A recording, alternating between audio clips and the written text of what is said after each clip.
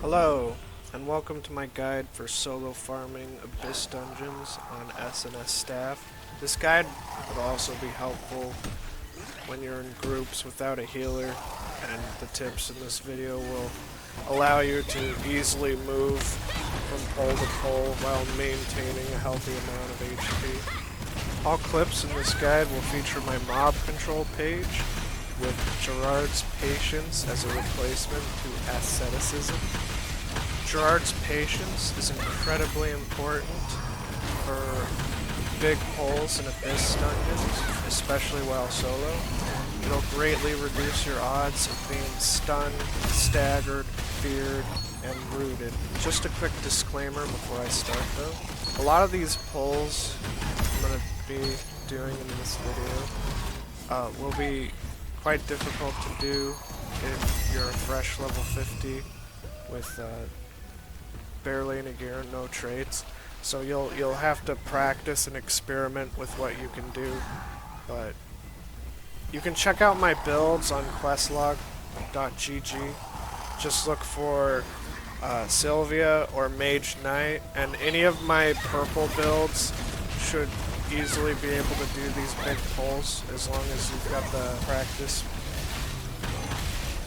First off is Shadowed Crypt. This one's the easiest to do big pulls on. Assassins are your best friends here. They frequently spam fury attacks, essentially walking health packs as long as you maintain your stamina properly with good block timing and witty strike. The more assassins you get into a pull, the safer the pull will be. This is also somewhat true for enforcers as well, but enforcers don't use fury attacks as often, so you can't heal as well off of them. Pulls with a lot of wizards and shamans would be the most difficult. And speaking of wizards, you do want to be cautious of getting within melee range with them. After about 5 seconds or so, they'll do an AoE explosion at their feet, which can stun you. It will have a high chance to stun you if you're a fresh level 50 with no stun resistance. Moving on to the Demon Hoof mobs in Silas Abyss. There's not a whole lot to explain here. Trackers hurt the most. Butchers have an annoying pull when you get near them. And Berserkers are the ones you want to watch out for the most. They frequently have a fury attack that stuns you, and the fury attack goes off really quickly. That fury attack, however, does have a wind-up animation. It'll start swinging its flail above the head like so, and then the fury attack will go off. So you just watch for that animation, and you can easily block it. Onto Abominations. These are my personal favorite to solo farm contracts on. I just avoid any contracts with the Demon Hoof Shaman.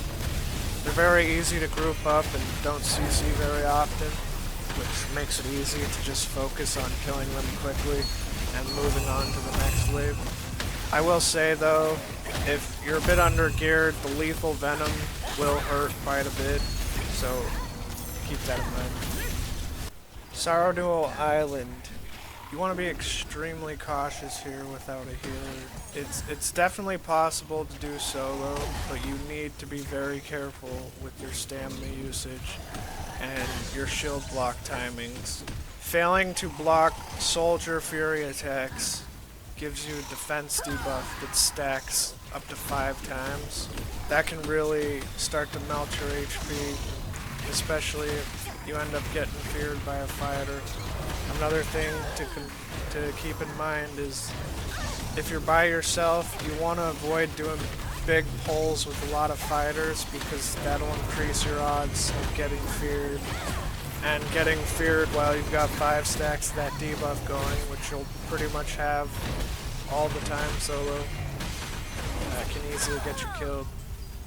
The safest way to approach big pulls in Sardul Island is to be patient.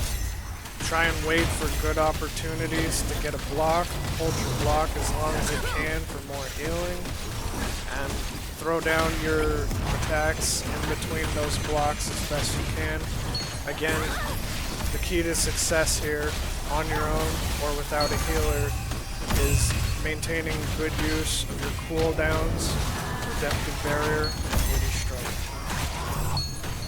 Sanctum of Desire. This open world dungeon has 2 skips. These skips makes it much easier to get Umbromancer contracts, Altar of Darkness contracts, and Juno Bote's Books contracts done.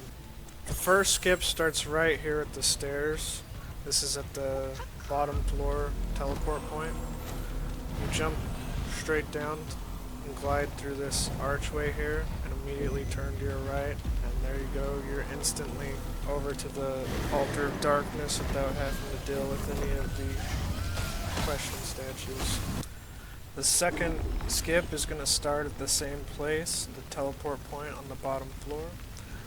You just make a straight line down over to this area. There's going to be a hole in the wall that you'll walk through.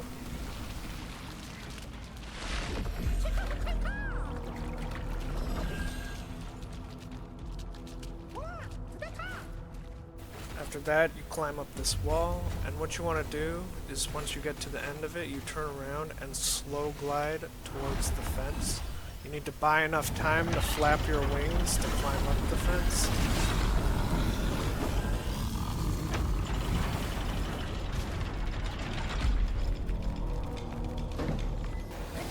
As for the mobs themselves, pulls with trackers will be the easiest to pull off if you're on your own and without a healer.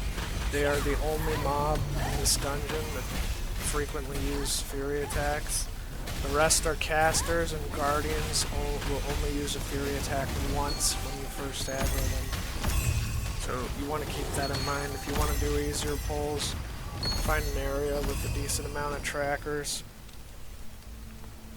If you find yourself still in the dungeon with no one else around, Umbromancers are also a really useful mob to pick a fight with to pull other enemies. Umbromancers will frequently spam Fury attacks, so they'll end up healing you a lot more than they'll do damage. Hopefully you found this guide helpful. Thanks for watching.